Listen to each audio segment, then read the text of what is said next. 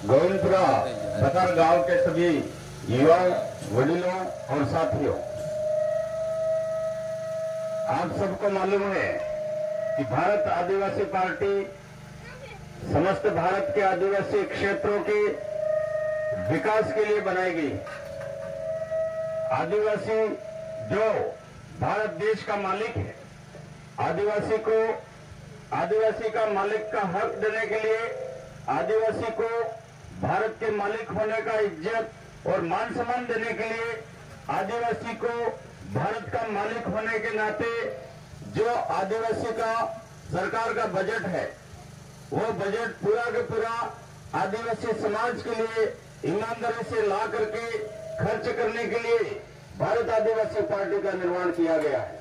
साथियों, supreme court का फैसला 2011 में आया।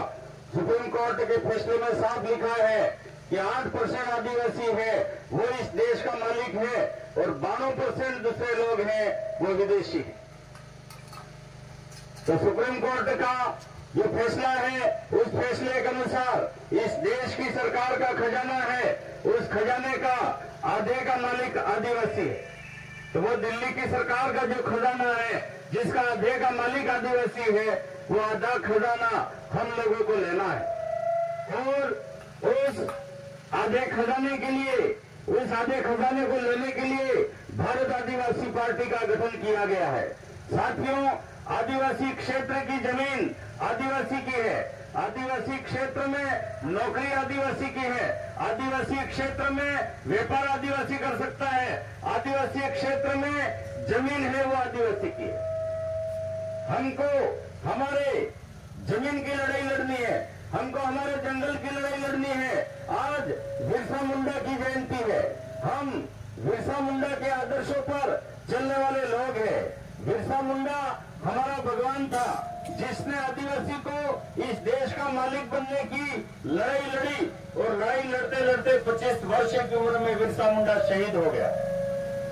मानगढ़ के ऊपर 1500 आदिवासी शहीद हुए और उन 1500 आदिवासियों ने शहीद हो करके जो लड़ाई की शुरुआत की थी दिलराज की, गीत गाया था कि दिल्ली मारी गादी है, अहमदाबाद मारी डागम है, ये कंबई में मारो दीवो है, बुरेटिया नहीं मानो रे नहीं मानो। तो बुरेटिया कौन? तो बुरेटिया वो लोग हैं जिनको सुप्रीम कोर्ट ने बोला कि 12% लोग विदेशी। बुरेटिया वो लोग हैं और 8% आदिवासी जो है वो अपन है। तो ये 12% लोग हमारे आदिवासी का खजाना लूट रहे हैं, खा रहे हैं और 12% में जो पूंजीपति है वो आदिवासियों की जमीनें छीन लेना चाहते हैं। आज मानगढ़ की पहाड़ियों में और जितनी भी आप कहिए गोविंदपुरा की पहाड़ी और ये पहाड़ है, उन पहाड़ों में सोना निकलने वाला है। सर्वे हो गई है खनिज विभाग की। इन पहाड़ियों को बेचने की तैयारी कांग्रेस और बीजेपी की सरकारों ने कर दी है। ये जमीन, जिस जमीन के नीचे हम बैठे हुए हैं, उस जमीन के नीचे सोना भरा पड़ा है, इस जमीन के नीचे लोहा है, इस जमीन के नीचे हीरे हैं, इस जमीन के नीचे इतना खजाना भरा पड़ा है कि वो खजाना अगर निकाल करके बेचते हैं, उसको वापरते हैं, तो आदिवासी जो है वो करोड़ों का मालिक बनेगा। इस खजाने की रक्षा के लिए हम सबको लड़ना पड़ रहा है। खजाना कौन लूट रहा है? बीजेपी और कांग्रेस की सरकारें प्लॉट बना दिए हैं मानगढ़ की पहाड़ियों के और बाहर से पूंजीपति बोली लगाएंगे ये मानगढ़ की पहाड़ियों की, गोविंदपुरा की पहाड़ियों की जमीनें जो हैं वो ये बेच खाएंगे और हम विरोध करेंगे तो कांग्रेस बीजेपी की सरकारों के लोग हमारे आदिवासी को गोली मारेंगे और आदिवासी को खत्म करने का षड्यंत्र चल रहा है। साथ ही लड़ाई आदिवासी को बचाने की है। अगर भारत आदिवासी पार्टी जीतती है और विधानसभा और लोकसभा में हमारे लोग जाते हैं तो कांग्रेस और बीजेपी की सरकारें जो है वो टूट जाएगी और कांग्रेस बीजेपी की सरकारें टूटेगी तो आदिवासी एरिया की जमीन को हम बचाएंगे। 100% नौकरी आदिवासी की ही लगे, ये कानून हम पास कराएंगे। और मैं दावे के साथ कह रहा हूं कि आज कांग्रेस और बीजेपी की सरकारों में हमारे शिक्षित बेरोजगार सड़कें जाम करने के लिए मजबूर हैं। सड़कें जाम करते हैं तो उनको जेल में डाल दिया जाता है और नौकरी के लिए हमारे बच्चों को काके डोंगरी पे चढ़ना पड़ रहा है।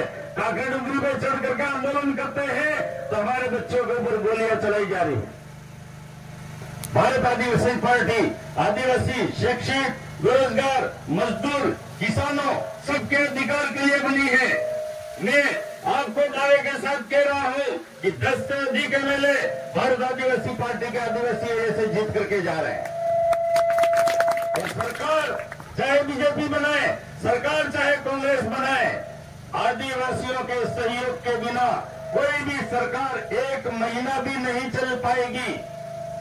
और हम पहली शर्त ये रखेंगे कि हमारे आदिवासियों को जनसंख्या के अनुपात में आरक्षण दो, तब जाकर के हम इनको समर्थन देंगे।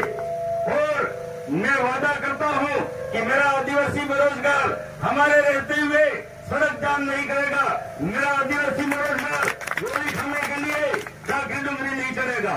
आपकी तरफ से जो भी लड़ाई लड़नी पड़ेगी वो विधानसभा और लोकसभा में जाकर के हम लोग लड़ेंगे और आपके सारे अधिकार हम दिलाएंगे।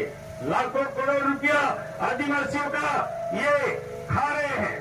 कांग्रेस का महेंद्रजीत सिंह मालविया, कांग्रेस का अर्जुन बावलिया, बीजेपी का कैलाश मीणा, ये सारे लोग जो है वो आदिवासियों का जो आधा पैसा आता है, जो करोड़ों रुपए रुपया है, उस पैसे को खुद खा रहे हैं और उनकी पार्टी के नेताओं को दे रहे हैं। हम कांग्रेस और बीजेपी की जड़ों को हिला देना चाहते हैं। हम ये चाहते हैं कि हमारे आदिवासी का हक आदिवासी को दिलवाए।